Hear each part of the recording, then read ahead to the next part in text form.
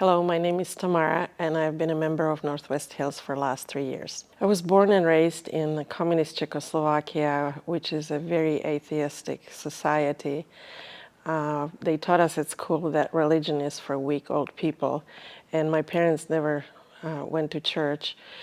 But my mom became a believer when I was a teenager, and ever since then she prayed that I would come to Jesus. And her wish came true when I was 26 years old. When she visited America, she asked me to take her to church, and I was thinking, I asked her, I said, "Mom, why would you want to go to church? You don't even speak English." And she told me, "I really need to be with my brothers and sisters and feel the Holy Spirit." And I did not understand what that meant, but I really wanted to know what that is all about. And I went with her, and the Holy Spirit touched my heart, and I opened my heart to Jesus then. And I've walked with him ever since then. When I was in my early 20s, my husband and I, and then 3-year-old daughter, came to America as political refugees. We had $20 in our pockets and summer clothes, and it was a fall, and we basically had nothing. We didn't know anybody, and so the beginnings were pretty tough. I went through a lot of despair, and we had to figure out how to find work and take care of ourselves and get on our feet.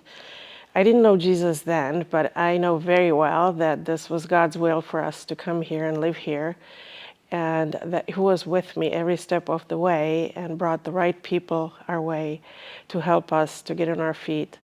8 years later, I went through another big trial when my husband became ill with leukemia and decided to undergo bone marrow transplant in Seattle. The transplant wasn't very successful, and we had to move to Seattle for a few months, and we went through 3 years of endless medical tests and procedures and hospital stays, and unfortunately my husband passed away from the transplant complications 2 years later. I was a believer then, and I leaned on Jesus throughout the whole time. He was my refuge. He helped me every step of the way, deciding what to do next, how to provide for my girls, and where He was my strength. I was a single mom, and God brought my way my husband, Pete. We're going to celebrate 30 years of our marriage this year, but every marriage has ups and downs, and we had a really long down. We had a 7-year period, not 7 months, 7-year period where we lived next to each other like roommates, and we even talk about divorce, but we remember the commitment we gave to each other and to God, that God is a designer of marriage, and we asked Him for help because we could not put it back together. And God is faithful, and He did what we couldn't do and brought us back together. And today we have a wonderful marriage that has everything that good marriage can offer. So I just encourage everybody, if you have a period of low that happens in every marriage, don't give up. God is faithful.